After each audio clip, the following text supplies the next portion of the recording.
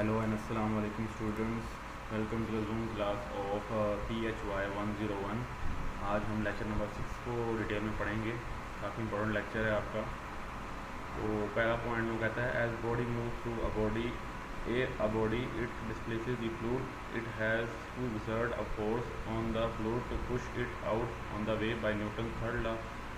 तो यहाँ पे बेसिकली वही जो थर्ड लॉ हम पहले पढ़ के आए हैं कि कोई भी एक्शन होगा तो उसका सिंपल रिएक्शन होगा। जैसे अगर कोई आप बॉल दीवार में मारते हैं तो अगर आपने एक्शन किया यानी आपने बॉल थ्रो किया दीवार की तरफ, तो जब बॉल दीवार से लगेगी तो वो वापस भी एक फोर्स के साथ आएगी, तो वो उसका एक जो है अपोजिट रिएक्शन होगा, यानी कि डायरेक्शन इसकी अपोजिट होगी लेकिन सेम रिएक्शन होगा। Every action has a same reaction but opposite in direction. तो आप जब बॉल फेंकेंगे तो वो एक डायरेक्शन में होगा और जब वो लग के आएगा दूसरे डायरेक्शन में होगा, तो डायरेक्शन आपकी चेंज हो जाएगी लेकिन आपकी फोर्स लगेगी। वही पॉइंट ये रिपीट कर रहा है।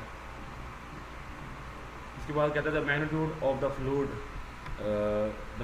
The fluid resistance force usually increase with the speed of the body through the fluid typically F is equal to kV an empirical law. तो यहाँ में इम्पीरियल लॉ लगता है जब भी हम लोग जो है वो फोर्स को इंक्रीज़ करते हैं, यानी कि उल्टा हम फोर्स लगाएंगे डाउनवर्ड तो फोर्स हमारी ज़्यादा लगेगी। Imagine that you drop a ball bearing into the deep container filled with oil. अगर आप एक ऑयल से भरे कंटेनर में एक बॉल फेंकेंगे और काफ़ी अंदर तक बॉल फेंकेंगे, after a while the ball bearing will approach the maximum essential speed when the force gravity and friction.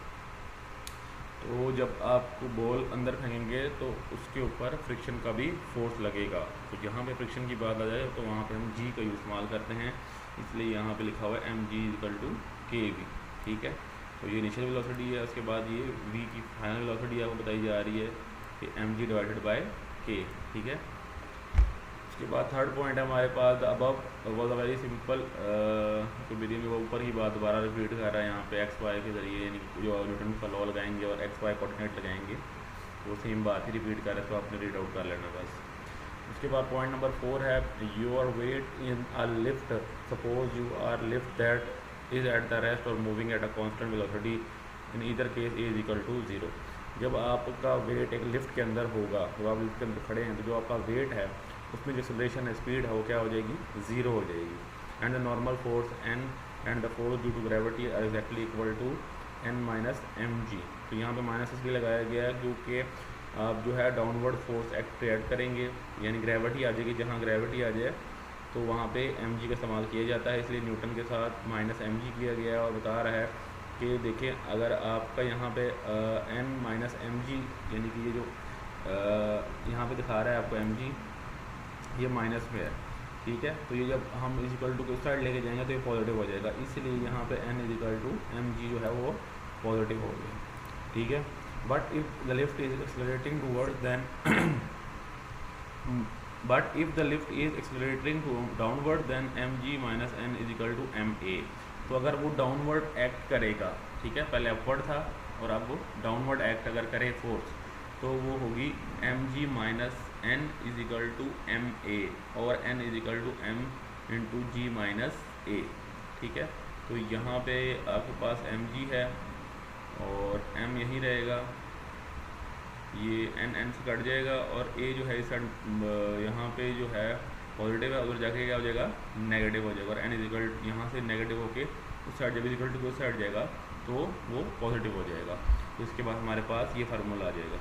So now the force with which the floor of the lift is pushing on you is decreased। जब आपके ऊपर जो floor की तरफ से, ज़मीन की तरफ से जो फ्लोर है उसकी लिफ्ट की, उसकी तरफ से जो फोर्स लगेगी वो क्या हो जाएगी, कम हो जाएगी। Note that if the lift accelerating downwards with acceleration a, अगर लिफ्ट नीचे की तरफ जा रही है एक्सेलरेशन a के साथ, which is it will be the cable break then n is equal to 0। तो यहाँ पे न्यूटन का जो फोर्स है वो क्या लगेगी, 0 लगेगी। And you will experience weightlessness just like astronaut in space. फिर आप क्या फील होगा, ऐसा फील होगा जैसे आपका जो वेट है बिल्कुल है ही नहीं। ठीक है, जैसे कि स्पेस में एक एस्ट्रोनॉट को लगता है कि उसका बॉडी का कोई वेट है ही नहीं। Finally if the lift is accelerating upwards, अगर लिफ्ट ऊपर की तरफ जो है तेज़ी से जा रही है, देन a इज़ नेगेटिव। तो a क्या होगा, नेगेटिव होगा and you will feel heavier. तो ये आपका MCQs है, काफ़ी इंपॉर्टेंट MCQs है, बार बार पूछा जाता है कि जब हम एक्सेलरेटर अपवर्ड करते हैं तो a नेगेटिव होता है और जब हम डाउनवर्ड करते हैं तो a पॉजिटिव होता है, और जब हम नीचे डाउनवर्ड करते हैं तो आपको जो है वेटलेस लगता है। आपको जो बॉडी है ना वो आपको वेटलेस लगती है। लेकिन जो आपका डाउनवर्ड में है, डाउनवर्ड में आपको क्या लगता है, हैवियर लगता है, अपवर्ड में सॉरी हैवियर लगता है और डाउनवर्ड में वेटलेस होता है। तो अपवर्ड में आपको फील हैवियर होता है, और ए जो है नेगेटिव है यहाँ पे, और जो हमारी डाउनवर्ड है उसमें ए पॉजिटिव है। तो ये आपने पॉइंट्स कुछ अपने जहन में रखने हैं। उसके बाद जो है हमें बता रहा है, ये एक ट्रेन की मिसाल दे रहा है, ठीक है। Imagine that if a railway एक वैगन है and want to know how much you are accelerating, और आपको मालूम करना है ये कितनी स्पीड से जा रही है। You are not able to look out of the window, अगर आप विंडो से बाहर नहीं देख सकते। अब a mass is hung from the roof, जो एक मास है वो एक छत से जो है लटका हुआ है। Find insulation of the sort car from the angle made by the mass, जो एंगल ये बना हुआ है इससे पॉइंट से इसका जो वज़न है वो कितना होगा। तो इसका सिंपल सा फार्मूला है, first we balance the force vertically, हम जो है वर्टिकली फोर्स को बैलेंस करेंगे, ठीक है। ये देखिए वर्टिकली किया हुआ है। उसके बाद उसको करार दी है T is equal to, tension जो है वो है T cos theta is equal to M G, और अगर हॉरिजॉन्टली करेंगे तो टाइम टी साइन थीटा लगेगा और एम जी के बराबर हो जाएगा। ये आप नोट कर लें यहाँ से कि अगर हम फार्मूला लगाएंगे तो ये जो टेन कॉस थीटा और टेन साइन थीटा है, तो हमने इसको डिवाइड करना है। तो टेन साइन थीटा ऊपर आएगा और टेन कॉस थीटा नीचे आएगा। जब इस तरह होता है sine theta over cos theta, तो वो हमारे टेन थीटा के बराबर हो जाता है। ये आपने बात याद रखनी है, ठीक है। और एम से कट जाएगा तो ए ओवर जी आ जाएगा। जी इसलिए आएगा क्योंकि ग्रेविटी के बारे में बात हो रही है, तो हमने जो एम जी है यानी एम से कट गया ए ओवर जी, क्योंकि हमने कहा साइन थीटा ऊपर आएगा और जो टेन कॉस थीटा है, टेन कॉस थीटा कह रहा हूँ, टी कॉस थीटा जो है ये नीचे डिवाइड हो रहा होगा। तो एम से कट गया, ए ऊपर आएगा और जी नीचे आएगा। सिंपल आपका फार्मूला बना गया एज इट इज़, आपने इसको याद कर लेना है। अब आपने ये बात याद रखनी है, note that the mass M does not matter, it cancel out. तो मास जो है वो कैंसिल आउट हो जाए, जैसे हमने एम काट दिया, ठीक है। सिंपल सा फार्मूला है आपका। उसके बाद पॉइंट नंबर 6 है friction is a funny kind of force. Friction एक जो है मजाकिया किस्म की फोर्स बता रहा है। It does not make up its mind which way to act, इसको नहीं पता था किस तरफ इसने जो है वो फोर्स एक्ट करनी है। Until some of other forces compile, जब तक कुछ और फोर्सेज इसके अंदर कंपाइल ना कर जाएँ, यानी मिल ना जाए साथ। Imagine a block lying on the floor, एक ब्लॉक जो है वो ज़मीन के ऊपर पड़ा हुआ है। If you push it forward, अगर आप उसको धक्का देंगे सामने की तरफ, फ्रिक्शन विल एक्ट बैकवर्ड, जो फ्रिक्शन है वो पीछे की तरफ आपको जो है वो एक्ट करती हुई दिखाई देगी, यानी पुश करती हुई दिखाई देगी। And if you push it to the left, friction will act to the right. लेकिन इसकी बात सिंपल से आपको बात बता रहा है कि अगर आप जो है एक फ्लोर के ऊपर कोई चीज़ पड़ी है, उसको आप धक्का लगाएंगे तो फ्रिक्शन उसकी अपोजिट साइड में जाएगा। अगर आप लेफ्ट में धक्का लगा रहे हैं तो राइट में फ्रिक्शन जाएगी, अगर आप राइट में फ्रिक्शन लगा रहे हैं तो लेफ्ट में चली जाएगी। सिंपल से आपका पॉइंट है। अब उसमें आपने याद रखना है कि direction of the friction force is always opposite. तो ये आपने ये बात याद रखनी है अपने सवाल के हवाले से, एमसीक्यू के हवाले से या न्यूमेरिकल के हवाले से, कि direction of the friction force is always in the opposite direction of the applied force. जिस तरफ से आप धक्का लगाएंगे, जिस तरफ से आप फोर्स लगा रहे हैं, जो फ्रिक्शन है वो हमेशा उसके उलट साइड में होगी। अगर आप लेफ्ट हैं तो राइट, राइट है तो लेफ्ट। आप सामने की तरफ लगा रहे हैं तो वो बैकवर्ड लगाएगा, आप बैकवर्ड लगा रहे हैं तो वो सामने की तरफ लगाएगा। तो ये सिंपल एज इट इज़ आपने पॉइंट अपने माइंड में याद रखना है। उसके बाद पॉइंट नंबर 7 भी उसी चीज़ को बता रहा है कि अगर आप यहाँ से कोई चीज़ है, आपने उसको लटका रखा है ऐसे, अगर हम फोर्स यहाँ को लगाएंगे, यानी कि इस साइड को लगाएंगे, ऊपर की तरफ लगाएंगे, तो जो फोर्स है वो जो है वो नीचे की तरफ जाएगी, ठीक है। और अगर आप फोर्स यहाँ की तरफ खींचेंगे तो ये जो फ्रिक्शन की फोर्स है वो इस तरफ को खींचना शुरू कर देगा। तो सिंपल आपका वही फार्मूला लग रहा है यहाँ। उसके बाद आपको बताता है इसमें कि जो है आप माइक्रो, जो हमने पहले पढ़ा था, micro L is equal to 2 micro plus 1। Note that if micro is a very small, all that even a small piece of string has hang over the, it will cause this entire string to slip down. तो ये कह रहा है कि कोई भी यहाँ से फोर्स होगी, अगर छोटी सी फोर्स है तो अगर यहाँ पे कोई फोर्स नहीं लगा रहा तो ये नीचे की तरफ गिरना शुरू हो जाएगी। इन दिस प्रॉब्लम, अब इस प्रॉब्लम के बारे में बात करें, we will like to calculate the minimum force F. हम मिनिमम जो है कम से कम फोर्स को जो है कैलकुलेट करेंगे, such that the small block does not slip downward, ताकि जो स्मॉल ब्लॉक्स हैं वो नीचे की तरफ ना गिर सके। Clearly since the two bodies move together, F is equal to M plus M into A, this give us A is equal to F over M plus M. तो ए को अगर हम यहीं रखेंगे, ये वाला ए जो है हम अगर यहीं रहने दें, तो ये वाला जो m प्लस एम है ये यहाँ जाके डिवाइड हो जाएगा f से, और फिर आपके पास ये वाला फार्मूला आ जाएगा, ठीक है। We want that micro newton to be at least as large as downward force mg। वो कह रहा है कि हम वेट जितना मतलब ग्रेविटी की तरफ जो वेट डाउनवर्ड जा रहा है उसके मुताबिक हमें न्यूटन को कम से कम लाना होगा, उसकी प्रेशर नहीं होनी चाहिए। So we put n is equal to M A. तो हम लोग जो n है वो एम ए की जगह पुट कर देंगे। यहाँ पे लिखा हुआ n is equal to M A, तो पुट कर देंगे। तो m is equal to F over M, तो यहाँ पे a की जगह आ जाएगा m आ जाएगा, ठीक है। For which the minimum horizontal force needed to prevent is equal to F is equal to F plus M over G is equal to U. तो आप फार्मूला चेंज करेंगे यहाँ पे, जब आपने जी की बारे में बात करनी, डाउनवर्ड बात करनी, ग्रेविटी की बात करेंगे तो हम फार्मूले को में ग्रेविटी को एंटर करेंगे, और हमने जब मालूम करना था वो था मिनिमम, तो हम लोग जो है माइक्रो को लेंगे, ठीक है।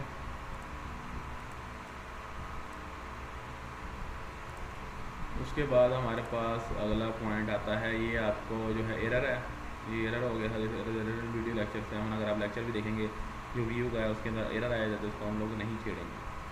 उसके बाद हमारे पास आ जाता है lecture number 7, work and energy, ठीक है। ये भी काफ़ी इंपॉर्टेंट है, आपने छोड़ना नहीं है। डिफिनेशन ऑफ वर्क है, force applied in a direction of displacement multiply by displacement. This means that the force acts at an angle theta with respect to the direction of motion then F is equal to F D, ठीक है। तो हमारी जो work done है वो होता है force multiply by displacement, ठीक है। जो फोर्स लगाएंगे जाहिर बात कोई ना कुछ डिस्प्लेसमेंट जो है वो कुछ ना कुछ बॉडी जो है वो कवर ज़रूर करेंगी। तो आपने सिंपल इसकी डेफिनेशन याद रखनी है, और इसका जो फार्मूला है इसको भी आपने याद रखना है, F is equal W is equal to F D. और आगे उसके अगर हम लोग डिस्प्लेसमेंट की बात थीटा के एंगल के साथ बात करेंगे तो W is equal to F D cos theta आ जाएगा, क्योंकि हम लोग एंगल की बात कर रहे हैं यहाँ पे। ये बात आपने माइंड में रखनी है, ठीक है। उसके बाद हमारे पास ये एंगल लिखा हुआ है यहाँ पे एफ डी और थीटा, यहाँ पे एंगल बनाएगा। तो ये अपना सिंपल ग्राफिक रिप्रेजेंटेशन है उस चीज़ की। अब वो कहता है कि a work is scalar, it has magnitude but no direction. अगर वर्क जो है वो स्केलर क्वांटिटी होगी तो उसका मैग्नीट्यूड होगा, उसकी डायरेक्शन नहीं होगी। अगर वर्क हैज़ अ डायमेंशन, ये डायमेंशन बहुत इंपॉर्टेंट पॉइंट है, इसलिए मैंने इसको आपको रेड जो है वो डैश किया हुआ है। M multiply by L T square multiply by L is equal to M L square और टी स्केयर। तो ये आपने फार्मूला एज इट इज़ याद रखना है, क्योंकि ये आपकी डायमेंशन आपसे पूछ लेता है। Work has unit 1 newton multiply 1 metre equal to 1 joule. तो हमारे पास जो वर्क का यूनिट है वो 1 जोल के बराबर है। जो 1 जोल है वो 1 न्यूटन को अगर हम 1 मीटर से मल्टीप्लाई करें तो हमारे पास जोल आ जाता है, ये इसका यूनिट है। Suppose you lift a mass of 20 kg। अब सपोज करेंगे कि 20 किलो का वजन आप उठा रहे हैं through a distance of 2 metre तक अगर आप उसको उठा रहे हैं, then the work you do is 20 kg multiply by 9.8 newton multiply by 2 metres. तो अगर हम लोग इसको कैलकुलेट करेंगे तो हम इसमें 9.8 न्यूटन्स को भी ऐड करेंगे, इसको मल्टीप्लाई करेंगे, तो हमारे पास जो फाइनल आंसर आएगा वो आएगा, ये आंसर है आपके पास, आंसर है आपके पास 392 जॉल्स, ठीक है।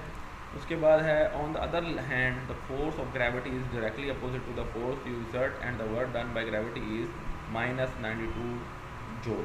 अगर आप जो काम कर रहे हैं, फोर्स लगा रहे हैं, वो ग्रेविटी की डायरेक्शन से अपोजिट है, तो जो आपका जो आंसर है ग्रेविटी के लिहाज से वो आपका माइनस में आएगा। तो इसलिए हमारा 392 आंसर था पहले जो, अब हम उसको अगर डायरेक्शन उसकी अपोजिट है तो हम उसको -392 जॉल्स कर देंगे। अच्छा जी, उसके बाद बोलता है what if the force varies with distance, say a spring force it has becomes longer in case that we should break up the distance over which the force act into the small pieces. Simple सी बात है, जो पहले आपको इस तरह की definitions जो है इस तरह की एग्जांपल कराई गई थी, वो यही एक एग्जांपल है कि अगर आपने यहाँ से लेके यहाँ तक जो है एक डिस्टेंस कवर किया है, तो हमें यहाँ से लेके यहाँ तक इसको जो रिज़ल्ट मालूम करना है, जो पूरा डिस्टेंस का रिजल्ट है या फोर्स का रिजल्ट है, वो हमारे लिए मुश्किल हो जाएगा। तो हम क्या करेंगे, हम इनको स्मॉल पीसेस में डिवाइड कर देंगे, ठीक है।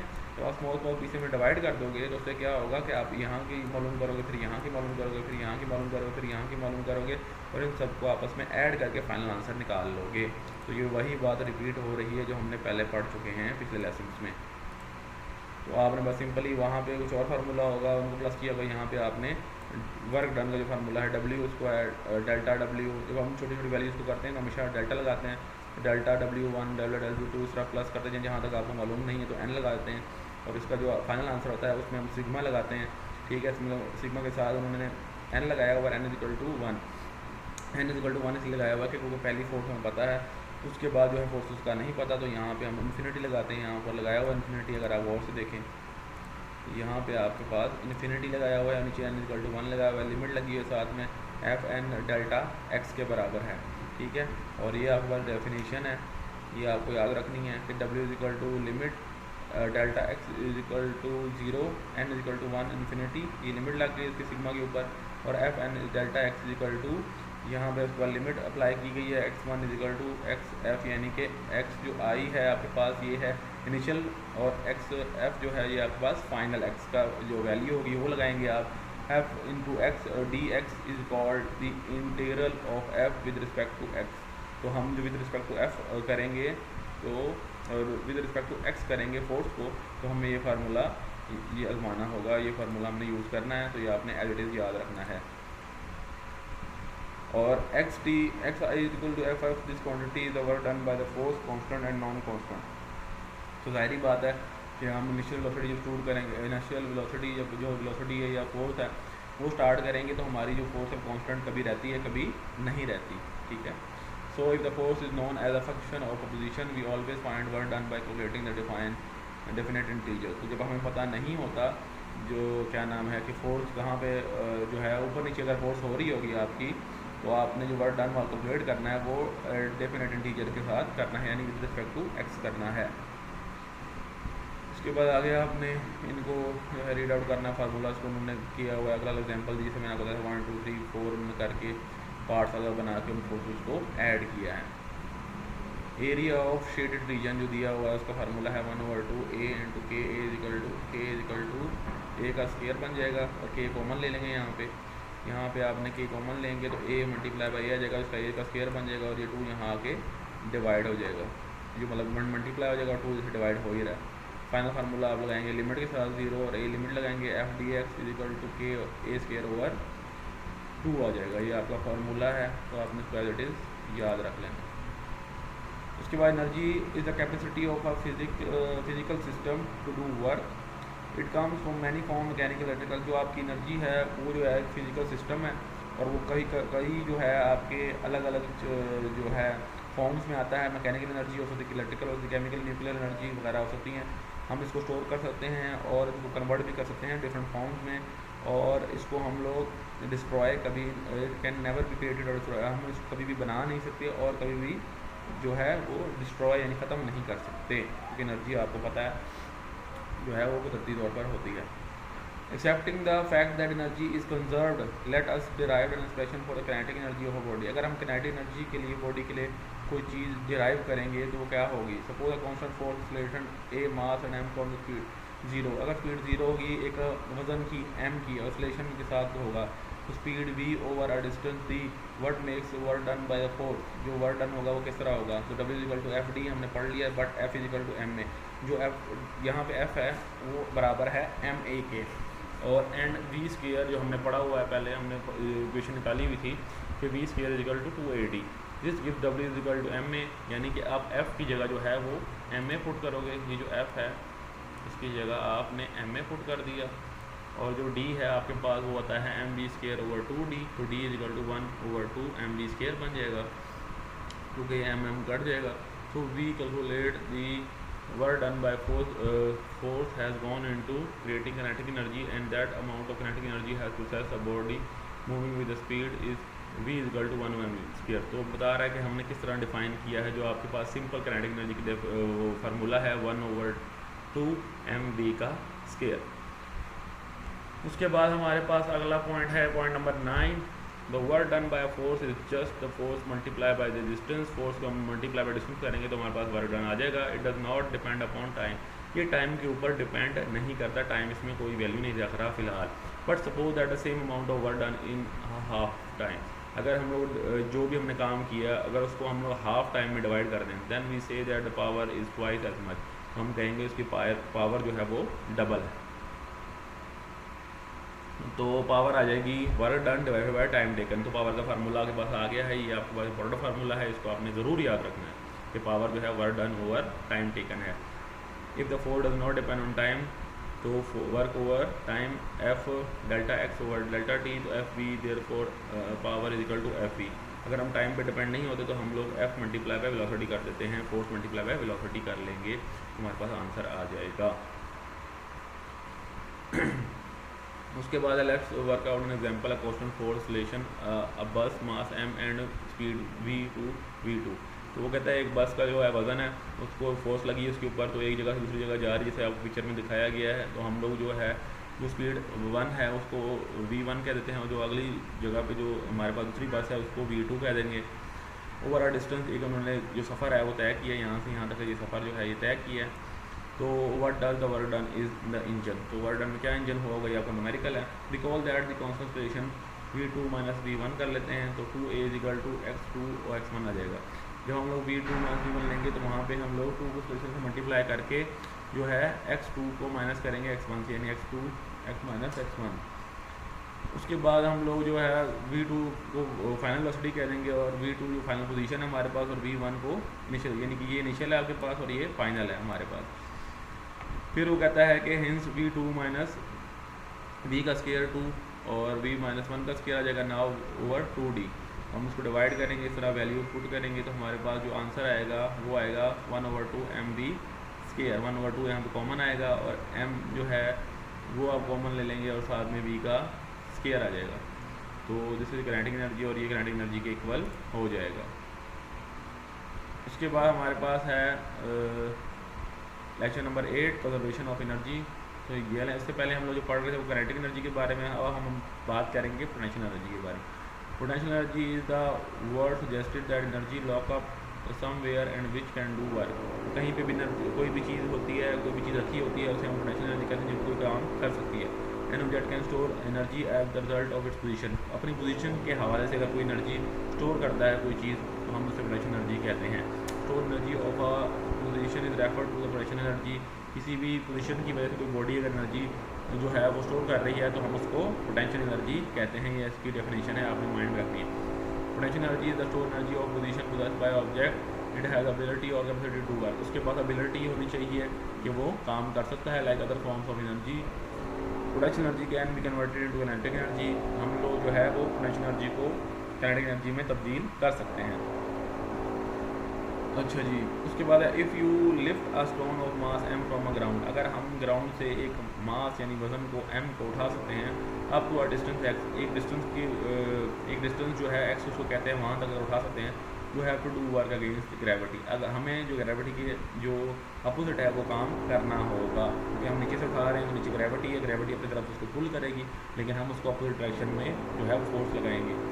कांस्टेंट फोर्स इज mg, जो कांस्टेंट फोर्स है वो mg होगी, सो W = mgx हो जाएगा। By conservation of energy the work done by you was transform into gravitational potential energy whose value is actually equal to mgx where the energy stored. Answer, it is stored neither in the mass of the earth, it is stored in gravitational field of the combined system of earth plus stone. तो वो कह रहा है कि अगर हम energy को जो पुल करेंगे तो उसके लिए हमें ग्रेविटी को हाथों खा लाना पड़ेगा, और ये जो फोर्स होगी हमारी कहाँ स्टोर होगी, या तो ये होगी आपके ज़मीन में जो वज़न, ज़मीन का वज़न है उसकी तरफ होगी, या तो ग्रेविटेशनल फोर्स कंबाइंड, या जो आपके ज़मीन का वज़न है और उस पत्थर का वज़न जिसको आप उठा रहे हैं उसमें स्टोर होगी एनर्जी। उसके बाद पॉइंट नंबर 3 और 4 आपने रीड आउट कर लेना है।